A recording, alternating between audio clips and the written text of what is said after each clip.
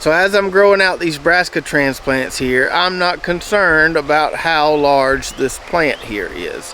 What I'm looking for is a nice... What's up, Lazy Dog fam? Hope all y'all are having an awesome day. It is Friday, September 19th here in South Georgia, and we're getting very, very close to putting some fall veggies in the ground. So in today's video, I want to give you a little update on our transplants in the greenhouse here behind me. Look at our onions, look at our brassica tray. Talk about what we did to get them looking as good as they are now. Also talk about how we know when those are ready to go from the tray to in the ground, and some common misconceptions regarding that, and also what you can do if they're ready but you're not ready to put them in the ground. Maybe the weather isn't cooperating or your garden spot isn't ready. So let's start off with our tray of short day onions, and these are looking really, really good. Couldn't be happier with how they look at this point. Now I should have already given these a little haircut, but I wanted to wait and show that on a video. We can do that today. So unlike those brassicas, which we'll talk about in a minute, we're not really worried about these onions becoming root bound in the cells in this tray right here. We can leave them in here for quite a while as long as we keep watering them, keep them happy. So we're still at least another month away from needing to put onions in the ground. We'll have some really nice looking onion plants here. What will happen if we don't do anything with these, they'll just keep getting longer and longer and longer. We want them to toughen up a little bit, and we want the base there to thicken up a little bit. So the way we do that is by giving these a little haircut. Now some of these, especially on the far end of the tray over there, are 8 or 9 inches tall. Usually I trim these when they get about, I don't know, 5 or 6 inches tall. But like I said, I wanted to wait and show you guys how we do this on one of the videos. So real simple. You can cut them real short, just 3 inches or so. Cut them around 4 inches, whatever you feel comfortable doing. We just want to take them here and kind of give them a little haircut. Just kind of go through here, clipping. We don't have to be real delicate about this. I've heard some people worry about leaving that onion plant debris down there on the soil. That could cause issues. I've never had it cause any issues, but if you're worried about it, you can always flip this tray kind of on its side and then trim them that way. I'll just do it like this, go through there, make sure I'm getting all those stragglers. Some of these plants are kind of leaning down a little bit. Kind of lift them up, trim them up. Looks like we're going for about, I don't know, 3.5 inches there. So just giving them a nice little haircut here. All right, so we got a nice even trim on those. That looks pretty good. We'll probably have to do this again in another 1.5 to 2 weeks, because like I said, we're not going to put these in the ground until late October at the earliest. Probably early November is more realistic. But as they grow back, they'll thicken up a good bit at the base there, and we'll end up with some really nice looking onion plants. So we'll probably have to trim these at least 1, maybe 2 more times before they go in the ground. So don't be scared to give your onion plants a haircut. Just don't do it right before you put the plants in the ground. Do it as they're growing in your greenhouse or seed starting room. You don't want to cut them then put them in the ground. That'll stress them a little bit. So cut them a few weeks before you're planning on planting them, just to help toughen them up a little bit. And you may recall we were doing a little experiment comparing this method, our tried and true seed starting tray method, versus growing some onion plants in the raised bed. And I showed you a couple videos ago, those in the raised bed, they're doing okay, but they're not looking great. At this point, this method here is definitely winning. So our onions are good. Now let's talk about this beautiful tray of brassicas here. We got some broccoli, cauliflower, collards, kale, Brussels sprouts, all kind of good stuff. So these all look really good. I don't think anyone would argue that. And they're ready to go in the ground. Not just based on how they look though. Let me show you how we know they're ready to go in the ground. So when we can just grab one of these, I'll pick one out in the middle here. Gently pull on the stem. When I can pull it out just like that, it's ready to go in the ground. So this is a very common misconception. People are always concerned about the size of the plug or the size of the plant, but in actuality that really doesn't matter, especially with these brassicas here. So as I'm growing out these brassica transplants here, I'm not concerned about how large this plant here is. What I'm looking for is a nice, well-defined root ball. Doesn't matter how small that well-defined root ball is. As long as we've got a well-defined root ball, we're good to go. For example, we could have planted these brassicas in a tray like this right here where the cells are even smaller. And what we would have, probably even sooner than we got these, is a root ball that's probably about 1/4 of the size of this root ball here. We would still have a really good looking viable transplant that we could put in the ground. The root ball would be smaller though. As long as that root ball was defined and we could pull it right out of the tray, just like I did that other one, that means we're ready to plant. Don't worry about the size of the plant. That really doesn't matter. You're looking for a nice, well-defined root ball that's not going to fall apart when you pull that little transplant out of the tray. And so the smaller the cells or the smaller the container you use, the faster you're going to be able to achieve that well-defined root ball. Now, you go too small, it can get a little tricky. These trays right here with the really tiny cells, they do take a little bit of finesse to grow out some nice transplants in these. Probably wouldn't recommend these for a beginner seed starter, but if you know what you're doing, you can grow out some really nice transplants really fast in one of these.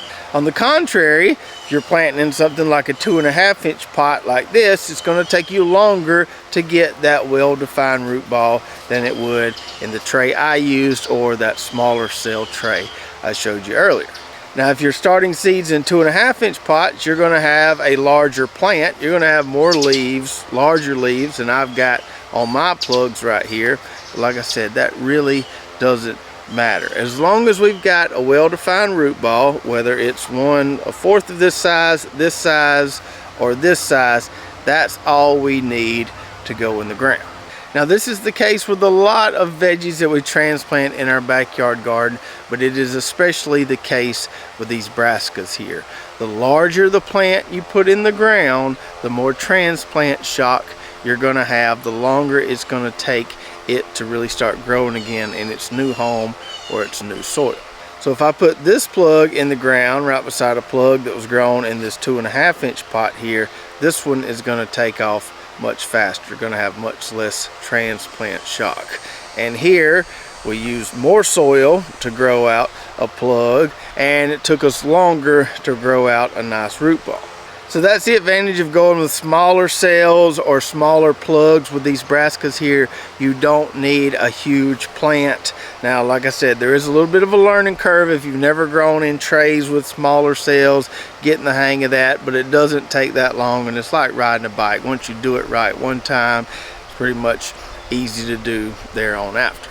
So we talked about plug size, which I think is very important, but now let's talk about something that I think can solve a lot of your issues if you're struggling growing your own veggie transplants. So if your transplants look stunted for whatever reason, they're not growing like you want them to grow, the more I do this every single year, the more I realize that almost any issue, with the exception of legginess caused by light, almost any other issue when growing transplants can be solved with fertility.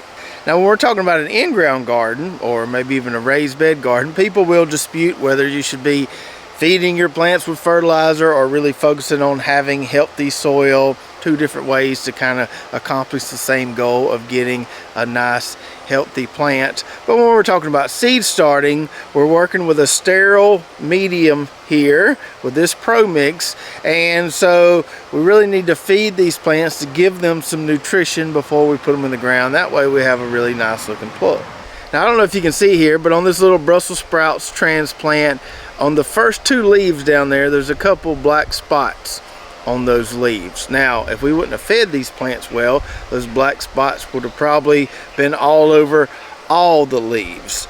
But if we feed these things well, they'll kind of grow out of some of those early issues you may see with your plugs. So I have found that in years where my brassica transplants or my brassica tray doesn't look as good as it should look, there was a direct correlation with me not feeding as often as I normally do. When I have a really good looking brassica tray like I do this year, it's because I've been feeding them really well.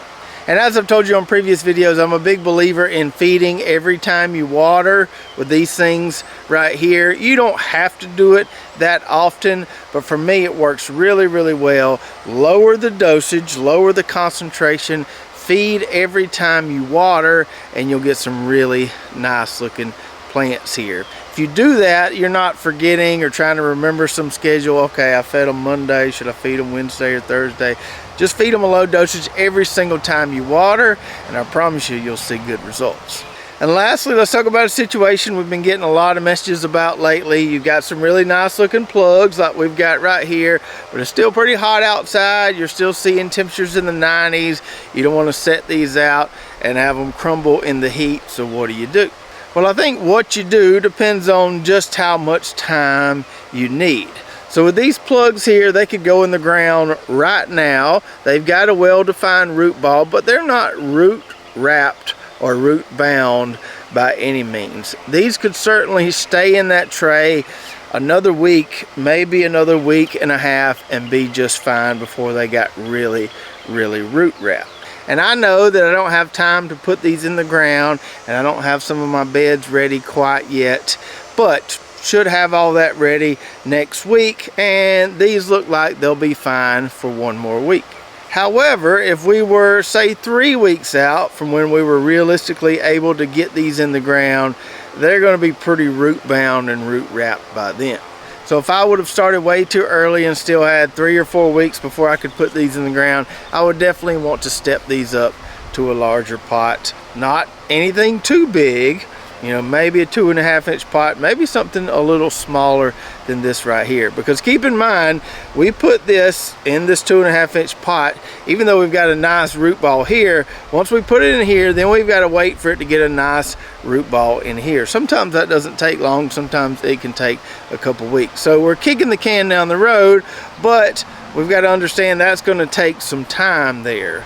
So we don't want to put them in here if we've only got a week that we need to delay. We want to do this, step them up to larger pots if we're needing an extra 3 or 4 weeks. So take that into consideration. If you just need to kick the can down the road a week, week and a half, these little plugs should be fine. If you're way too early, then consider stepping them up into a 2.5 inch pot. Understanding you're going to have more transplant shock with the larger pot, but you got to do what you got to do. You don't want these things getting really root wrapped and root bound, because they're going to have a lot of transplant shock as well if they get to that state.